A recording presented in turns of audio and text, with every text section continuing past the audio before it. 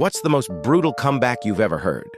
When my younger brother was about 13, I noticed he came home from school with a bit of a black eye. I asked him how he got it, but he wouldn't tell me what had happened. He looked kind of ashamed when I brought it up, so I figured he'd lost a fight and didn't want to talk about it. I left it alone.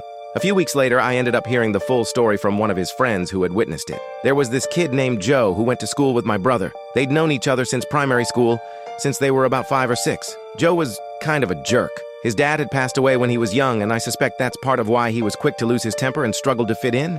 He had a reputation for winding people up and generally being a pain whenever he was around. Now, my mom was friends with Joe's mom, so I knew Joe was usually a good kid at home. He just acted out because he lacked support, and it was clear he still hadn't fully processed his dad's death. Joe was the type to run his mouth about anything or anyone, but he usually didn't get physical. Anyway, a few days before the incident, our dad had just gotten a bonus at work and bought himself a sleek new sports car. It had kind of a feminine look to it, think curves and bright color, and Joe decided to use that as ammo to mess with my brother on the bus ride home. Joe goes, "Hey, does your dad do his nails and style his hair too? He's driving a girl's car." And my brother, without missing a beat, comes back with, "What does your dad drive? A coffin?" Yeah. When I finally asked my brother why he lost the fight, he told me he was so ashamed of what he'd said that he just took the beating, out of guilt.